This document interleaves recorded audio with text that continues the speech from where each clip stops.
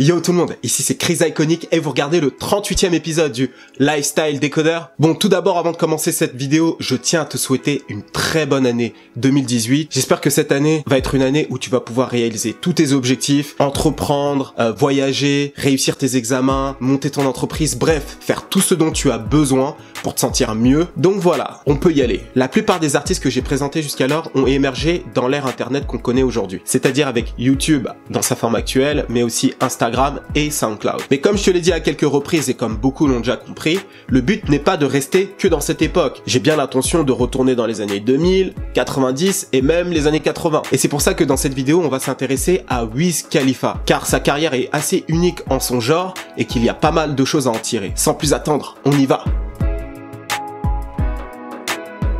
Bien qu'étant originaire de Pittsburgh, Wiz Khalifa a une enfance de vrai petit nomade. Il a vécu notamment en Angleterre, en Allemagne et dans plusieurs états des US. La raison de cette instabilité vient du fait que son père et sa belle-mère sont des militaires et qu'ils sont donc transférés de base militaire en base militaire. Que ce soit aux US ou à l'étranger, Wiz vit une enfance typiquement américaine, en faisant du sport comme le football, le basketball dans quoi il excelle, aussi les arts martiaux, et il commence aussi à s'intéresser très jeune au hip-hop. Son envie d'être artiste lui vient comme une évidence, il écrit ses premiers textes de rap en CE2, très précoce, je te l'accorde. Parmi les premiers artistes qu'il écoute, tu peux compter Bow Wow. Bow Wow a le même âge que Wiz, ils sont tous donnés en 1987, donc forcément, c'est plus facile pour lui de se voir en Bow Wow. En même temps, tu me diras, si t'es né entre 1987 et 1992, à un moment de ta vie, t'as été fan de Bow Wow. Enfin, ça c'est ma théorie. Mais il a également écouté des artistes plus hardcore, comme le Wu-Tang Clan, Snoop, ou encore Cameron. Il choisit comme pseudonyme Wizdom Khalifa, Wisdom qui signifie sagesse et Khalifa qui signifie courageux, fort, leader. À ses 16 ans, il arrête de voyager à gauche à droite et se sédentarise chez sa mère à Pittsburgh. Et c'est à partir de cet âge-là qu'il commence à prendre la musique très au sérieux. À tel point qu'il ne va plus au sport, qu'il ne traîne plus avec ses potes dehors. Il se contente d'aller au studio, d'enregistrer et de rentrer chez lui. Wiz savait que son objectif était très gros, donc il avait besoin de se concentrer sur celui-ci, et de l'autre côté, il devait forcément faire quelques sacrifices. Ayant la ferme intention de percer dans la musique le plus tôt possible, Wiz prend un billet, s'envole pour New York pour aller à la rencontre des labels. Il s'y présente avec 4 morceaux vraiment bien réalisés pour essayer justement de se faire signer. Pour ceux qui se posent la question, pourquoi il a pas essayé de percer grâce à Internet? Il faut se remettre dans le contexte de l'époque. Tout ça se passe quand il avait entre 16 et 17 ans en 2003. Donc autant te dire qu'à cette époque-là, YouTube, Facebook n'existait pas, donc pas moyen de percer online. Suite à ce voyage, il fait la rencontre de Benji, le fondateur du label Rostrum Records, un label qui est spécialisé dans le développement artistique, originaire de Pittsburgh, donc ça tombe bien. Benji voit en Wiz un diamant brut qui a besoin d'être taillé, et Rostrum Records serait l'endroit idéal pour ça. Ce dernier propose à Wiz un contrat de production, c'est-à-dire lui mettre à disposition tout le matériel nécessaire pour qu'il puisse produire de la musique, faire ses clips, etc. Ce que Wiz accepte, et c'est à partir de ce moment-là que l'aventure démarre réellement pour le rappeur. Donc déjà fait assez unique, Wiz Khalifa signe dans un label avant même d'avoir une fanbase. C'est assez courageux de la part de Rostrum Records d'avoir pris ce risque-là, et de l'autre côté, c'est bien joué de la part de Wiz Khalifa d'avoir réussi à montrer son potentiel jusqu'à se faire signer quoi. Peu de temps plus tard, il sort sa première mixtape, Prince of the City 1, Welcome to Pistolvania. Cette mixtape, c'est l'intronisation de Wiz Khalifa dans le rap game, mais aussi celle de Pittsburgh, parce que la ville n'était vraiment pas connue pour sa scène rap. Avant Wiz, il y avait peut-être 2 artistes originaires de Pittsburgh qui ont réussi à percer. Le premier est Sam Snead,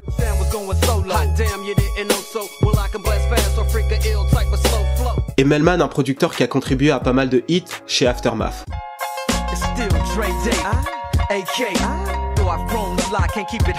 Les deux ont donc contribué plutôt au rap West Coast qu'au rap de Pittsburgh. Les thèmes de cette première mixtape de Wiz tournent autour de la débrouillardise, de la rue, du hustle. Il y a aussi pas mal d'ego trip. Cette mixtape reflète vraiment le hip-hop de cette époque, c'est-à-dire en 2005 quand le rap était beaucoup plus gangster, on va dire. À ce moment-là, on ressent que Wiz était le pur produit de ses influences, notamment Cameron. Cam will always be my favorite rapper in the world.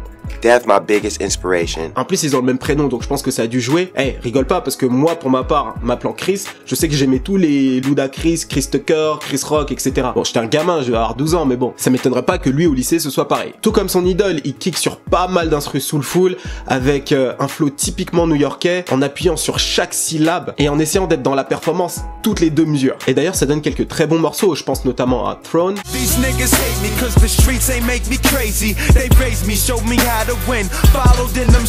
What It Is, qui a été mon meilleur morceau de la tape.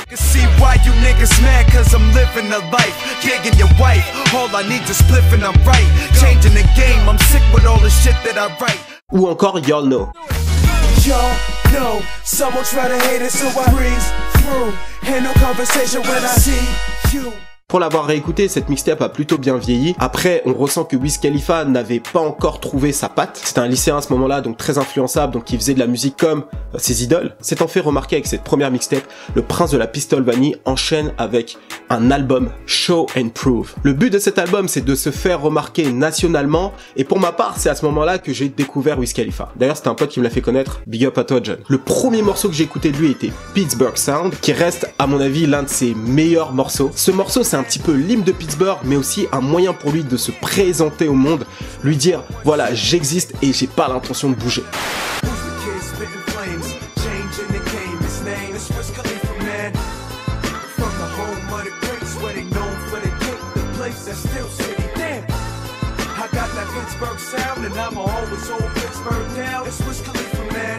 Musicalement, l'album est dans la continuité directe de la mixtape. On sent qu'il est toujours influencé par le type de sample, par le rap new-yorkais. Encore une fois, Dipset a dû l'influencer énormément dans le processus créatif de cet album. Voyant sa popularité grandir suite à la réception positive de cet album, Wiz Khalifa commence à avoir des propositions des labels, notamment de Warner. Signer dans ce label veut dire une plus grande visibilité, une meilleure distribution de ta musique, et donc forcément plus de chances de devenir une superstar. Wiz Khalifa signe avec Warner Bros. Super nouvelle pour Wiz Khalifa et ses fans. Enfin, l'artiste qu'on a tant apprécié va avoir la reconnaissance qu'il mérite. Dès sa signature, il sort un premier single, Youngin' on His Grind.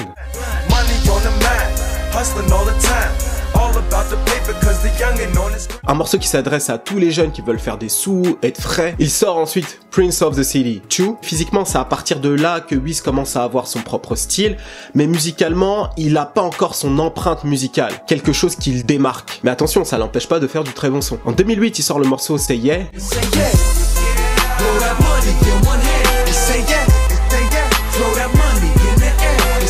Je pense que t'as reconnu l'instru samplé de Alice DJ.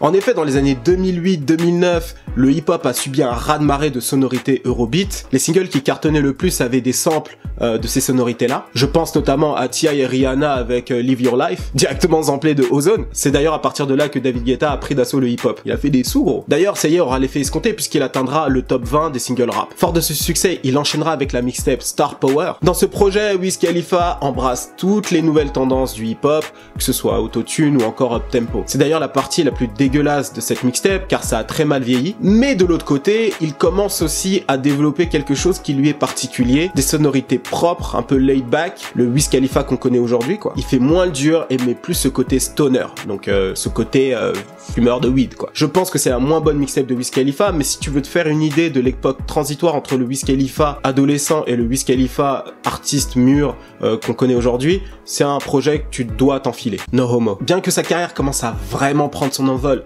le rappeur de Pittsburgh décide de se séparer de sa maison de disque suite à plusieurs désaccords. Pour beaucoup, le fait qu'il ait perdu son deal avec la maison de disque aurait dû être le début de la fin. Et pourtant, il a vu en ça une opportunité. Wiz a vu ça comme une opportunité pour lui de vraiment se trouver musicalement parlant et de pouvoir expérimenter des choses nouvelles. Comme par exemple se développer dans un monde encore étranger pour beaucoup de rappeurs, les réseaux sociaux. Remettons encore dans le contexte d'époque. On est dans les alentours des années 2008-2009. Le seul rappeur à avoir percé grâce à Internet est Soulja Boy. Et c'était avec LimeWire, pas les réseaux sociaux. Et c'est là que Wiz Khalifa et ses équipes ont vu une opportunité se dessiner. Pourquoi pas accroître sa notoriété en se servant principalement de YouTube et de Twitter, au lieu de passer par des canaux classiques qui sont les majors ou encore la télévision. Car oui, désormais tu peux toucher directement tes fans via les réseaux sociaux et en plus tu peux avoir leur retour en temps réel. Donc en plus d'y poster des clips, Wiz décide de poster sur sa chaîne YouTube des vidéos de lui tous les jours, en train de faire des blagues, en train de se promener, etc. Donc en fait c'est des vidéos blogs. C'est donc le premier rappeur à faire des vlogs. This right here is strictly for my Twitter, trying to update it every day so I can get more and more followers. I got 1,500 right now. So I'm trying to get to like 100 million bazillion. We have achieved 1,000 subscribers. Bon, pour te donner un ordre d'idée, aujourd'hui il a 13 millions d'abonnés. Leur foirax. Wiz Khalifa a eu ce qu'on appelle le First Mover Advantage, que l'on peut traduire par la prime au premier arrivant. Ça a été le premier artiste à avoir adopté un réseau social, donc il a plus de chances d'avoir une grosse popularité. I'm a rapper. You rapper? Yeah. What's the name? Rap name? Wiz Khalifa. C'est exactement la même chose avec DJ Khaled et Snapchat. Et dans sa génération, si tu compares tous les rappeurs qui sont arrivés dans les alentours de 2009, ils sont tous arrivés grâce à des artistes ou grâce à des labels. En même temps que sa communauté s'épaissit, lui s'affine musicalement, mais aussi stylistiquement. Il a de plus en plus l'allure d'un rappeur de la côte ouest, avec son corps couvert de tatouages, ses Chuck Taylor, et bien sûr sa weed au bec. Les gens commencent à le comparer de plus en plus à Snoop Dogg, ce qui l'a vachement aidé. Et sa musique, elle, devient de moins en moins agressive, il part de plus en plus de fumette, ça devient même le sujet principal, sa marque de fabrique quoi. Notre rappeur des réseaux sociaux sort ensuite Flight School, l'un des projets les plus décisifs pour lui. Donc en plus du côté stoner comme je l'ai expliqué plus tôt, il endosse aussi une espèce d'identité, donc d'écolier. Comme tu l'as compris, c'est pas un mec de la school, mais je pense que son public, lui, sur Twitter, devait être majoritairement des étudiants. Donc en faisant ça, c'est un peu une manière pour lui de se rapprocher de ce public. Sa musique est désormais layback, mais t'ambiance quand même. C'est vraiment à partir de Flight School qu'il a vraiment trouvé son style. I learned to hold my own. They saying sky's the limit. Take $100 bill and make a paper plane. C'est d'ailleurs l'un de mes projets préférés du rappeur. Parmi les morceaux que je préfère dans cette ep, il y a Shame, Hollywood Oz, deux morceaux très inspirés de Max B. Bon, ceux qui connaissent le rappeur vont comprendre de quoi je parle.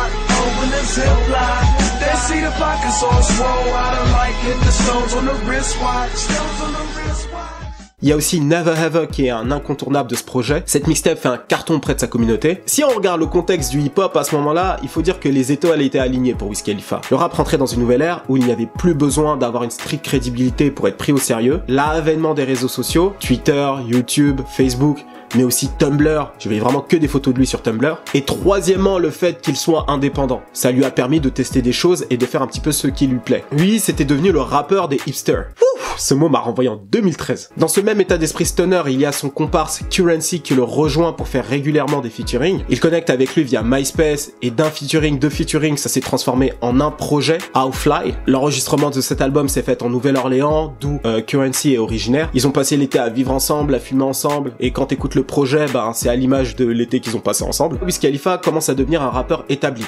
Plutôt underground, mais établi. Et c'est à ce moment-là qu'il décide donc de sortir son deuxième album solo, Deal or No Deal. Donc comme son nom l'indique, ce projet est sorti en indépendant. Le projet s'écoule à 5900 copies la première semaine, mais finalement il réussit à vendre plus de 160 000 copies. Donc c'est plutôt un beau score pour un projet en indépendant. Pour ma part, j'ai pas spécialement accroché sur le projet, mais le single This Plane était très lourd.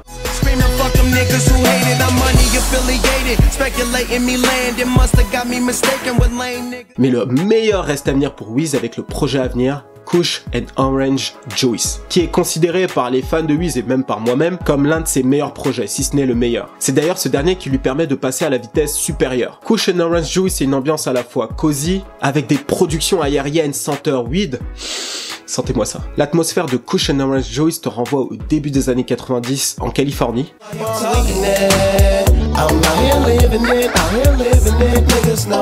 Et à côté de ça, il y a toujours cette touche de pop pour pouvoir satisfaire son public qui est plutôt un peu plus mainstream, on va dire.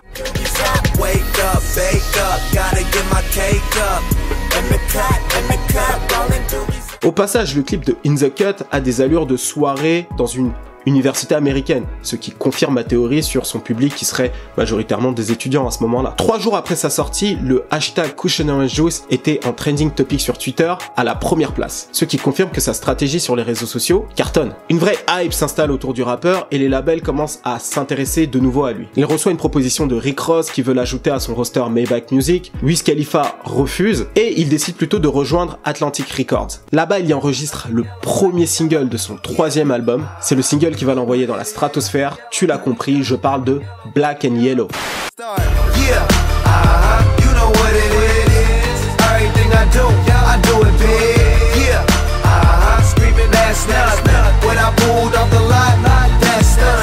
When I made Black and Yellow, it was on purpose. I was like, I'm gonna reach outside of the mixtape and just go big. I'm like, I need a song that like is gonna last for my whole fucking career. Wiz Khalifa avec ce single a tout prémédité. Il y a toute la recette pour que le morceau, le single sonne massif. Tout d'abord, Black and Yellow sont les couleurs donc des franchises de la ville de Pittsburgh. Donc le single tournera à chaque occasion où l'une des équipes de cette ville réussira un exploit sportif. Deuxième chose, l'instru est produite par Stargate, un duo de producteurs habitués à travailler avec Rihanna Rihanna, Beyoncé ou encore Katy Perry. Donc, autant te dire que faire des hits, c'est leur dada. Leur dada. Putain, c'est quoi cette expression, ça? Et les couplets qui sont rappés à un rythme relativement lent, parfait pour qu'une foule puisse retenir et répéter en même temps que l'artiste. Et surtout, il y a très peu de grossièreté, histoire que ça puisse tourner dans toutes les radios, partout quoi. Le single se trouve propulsé à la première place des Billboards, il passe de petites salles à des stades, il sort ensuite Rolling Papers, son 3e album, et c'est vraiment à partir de là que Wiz Khalifa devient un artiste mainstream. Il va donc avoir ensuite le film avec Snoop Dogg, la tournée Young, Wild and Free, et bien sûr le projet qui va avec. Donc tu as compris, Wiz Khalifa c'est un artiste qui sait créer des hymnes. Il fait des singles qui va toucher la masse et qui va les réunir autour de quelque chose. D'ailleurs ce dernier est la vidéo la plus vue de YouTube, avec 3,3 milliards de vues. Et depuis Rolling Papers, il a sorti 3 albums, et entre temps il a tabassé de plein de mixtapes. Chaque année il a sorti un projet jusqu'à aujourd'hui. Avec ce que je t'ai dit, quand t'es un puriste, quand on te demande qui est ton rappeur préféré, Wiz Khalifa mais va même pas te traverser à l'esprit. Parce que justement il y a ce côté alternatif, pop. Mais au moins ce côté commercial, il est voulu et assumé depuis le départ. Même moi, j'avoue avoir perdu de l'intérêt pour sa musique depuis qu'il est devenu très grand public. Il y a aussi son label Taylor Gang qu'il a vachement développé, en ajoutant dans ses rangs Juicy J en tant que vice-président et Ty Dolla $ign en tant qu'artiste. En 2014, le label a donc signé un contrat avec Atlantic Records qui leur permet d'avoir une meilleure distribution dans le monde. Et cette signature a notamment permis à l'un des producteurs de Taylor Gang, TM88, de produire Exo Tour Life, car Lil Uzi Vert est aussi signé chez Atlantic, donc la connexion est plus facile. En termes de projet, Wiz Khalifa a sorti récemment Laugh Now, Fly Later, en octobre dernier en vue justement de la préparation de son prochain album, Rolling Papers 2. Bon, on va s'arrêter là parce que là, ça fait déjà beaucoup d'informations. J'espère que t'as apprécié la vidéo, donc je compte sur toi pour mettre ton pouce bleu si tu veux que je continue à te faire des épisodes très recherchés comme ça. Et aussi, donne-moi ton avis, exprime-toi sur Wiz Khalifa, qu'est-ce que tu penses de l'artiste, avant, maintenant, etc. D'ailleurs, n'oublie pas de me suivre sur Instagram et Twitter, c'est là où j'échange avec la Iconic Mafia. D'ailleurs, je tiens à remercier Antoine du site BPM Rap qui a fait un petit article sur moi. C'est assez sympa, ceux qui sont intéressés et qui veulent en savoir plus sur moi, allez sur ce site-là, le lien est dans la bio. Moi je te dis à vendredi prochain, c'était Chris du Lifestyle Décodeur d'Iconic pour vous servir. Cheers!